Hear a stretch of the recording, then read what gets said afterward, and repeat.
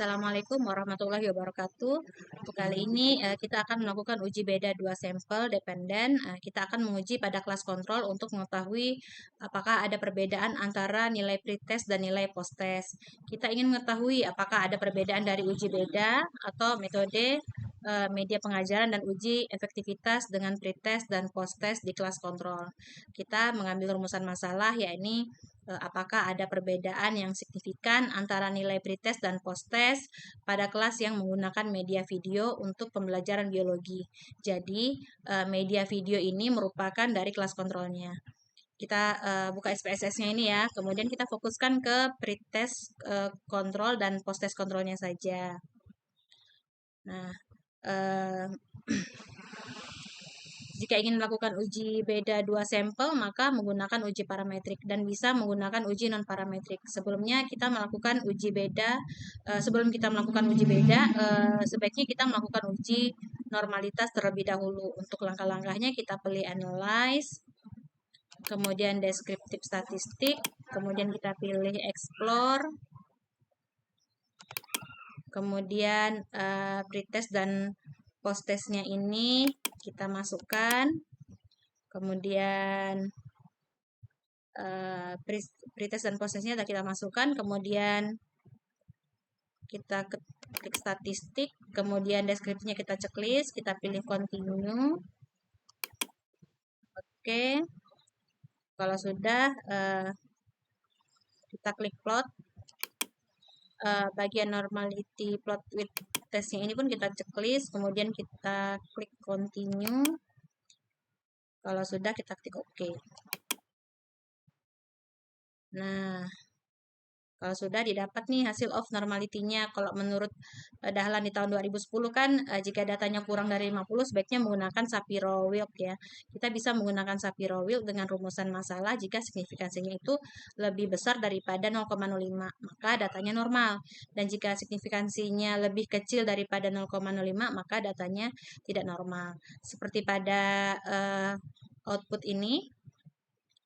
Pada kelas kontrol pretest signifikansinya ini didapat 0,09.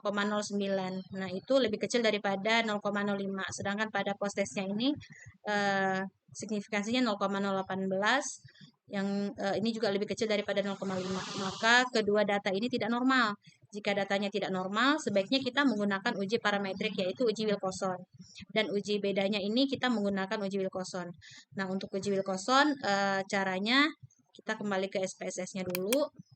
Kemudian ini kita pilih analyze. Kemudian kita pilih non-parametrik.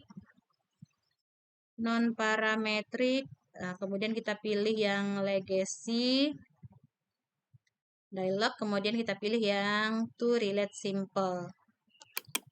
Nah, untuk pretestnya ini kita masukkan, posttestnya juga kita masukkan.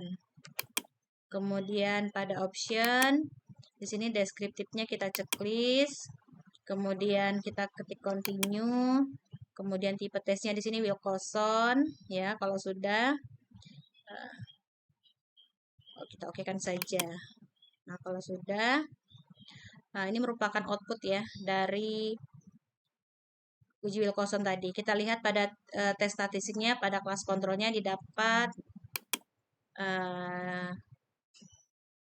nah ini didapat signifikansinya itu 0,321. Nah, rumusan masalah ataupun ujinya ini signifikansinya kan lebih kecil dari 0,5, maka hipotesisnya diterima. Jika signifikansinya lebih besar daripada 0,5, maka hipotesisnya ditolak. Nah, kalau 0,321 ini kan tentunya lebih besar daripada 0,05 ya, maka hipotesisnya ditolak.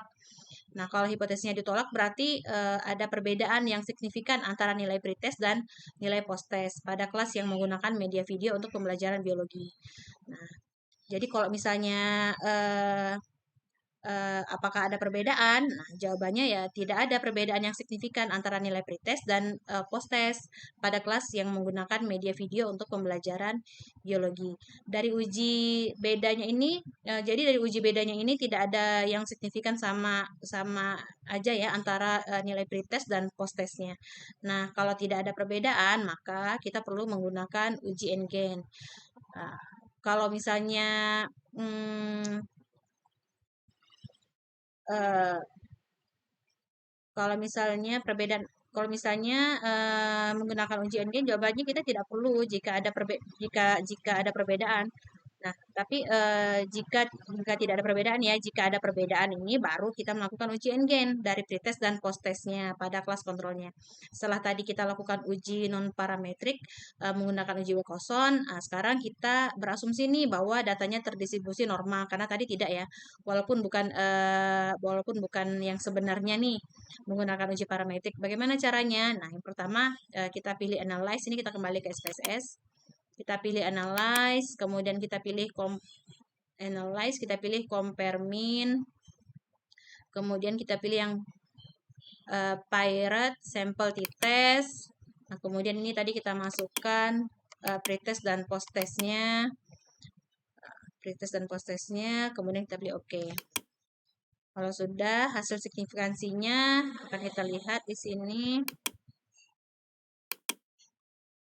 Nah, hasil signifikansinya di sini kita dapat 0,356. 0,356 ini tentunya lebih besar daripada 0,05, maka hipotesisnya tetap ditolak. Selanjutnya kita berasumsi nih bahwa adanya perbedaan yang signifikan nih, walaupun di dalam uji ini sebenarnya tidak ada perbedaan signifikan.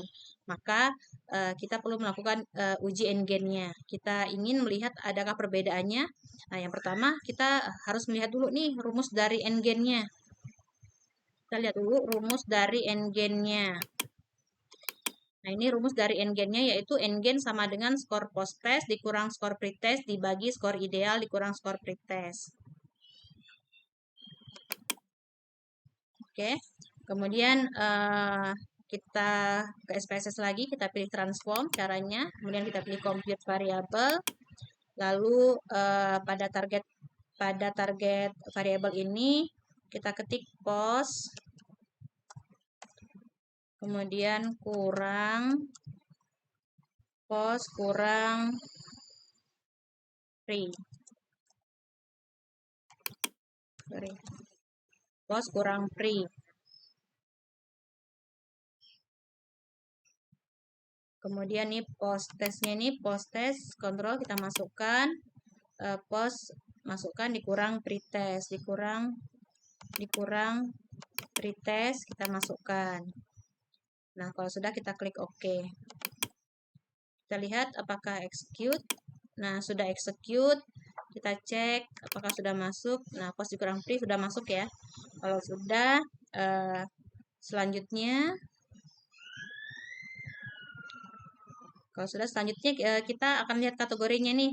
Caranya sama, tadi pilih transform, kemudian compute variable, kemudian ini tadi kita ganti jadi ideal kurang, jadi ideal kurang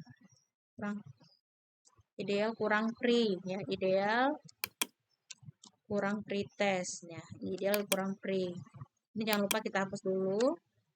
Nah, ideal dikurang free, kemudian numerik ini tadi kita hapus ya. Kemudian kita ketik di sini 100 dikurang 100 dikurang pretest. 100 dikurang pretest ya, kita masukkan. Kemudian kita klik OK. Kita lihat apakah sudah execute. Nah, sudah, kita cek ideal kurang free udah masuk ya. Nah, selanjutnya kita akan membuat N-gain-nya ya. Nah, untuk N-gain-nya caranya kita pilih transform, compute variable, kemudian di sini N-gain, ini kita hapus dulu ya.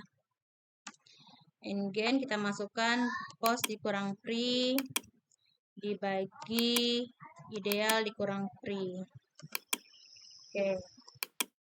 Kalau sudah kita cek, nah udah muncul hasilnya. Oke, sudah berarti sudah di eksekusi ya.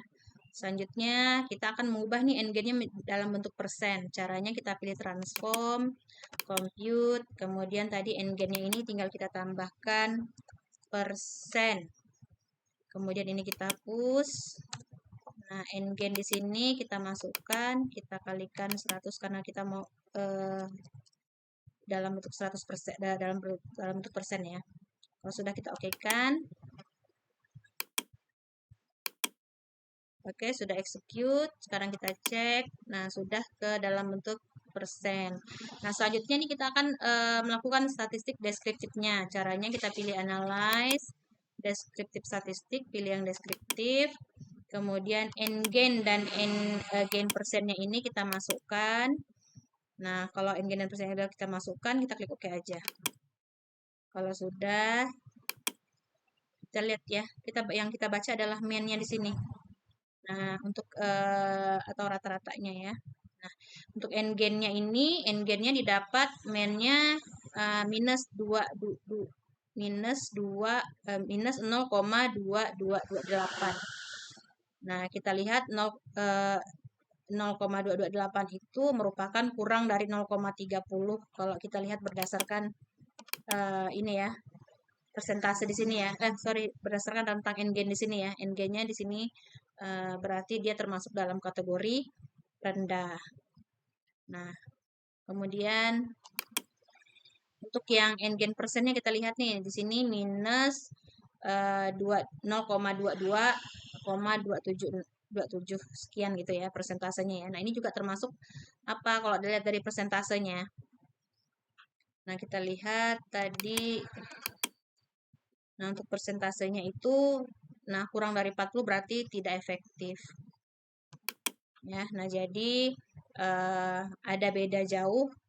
Ini berarti tidak ada beda jauh atau tidak ada perbedaan, artinya tidak efektif. Nah, seperti itulah cara kita menentukan n-gain di dalam uji coba beda ya. Oke, sekian dari saya. Terima kasih. Assalamualaikum warahmatullahi wabarakatuh.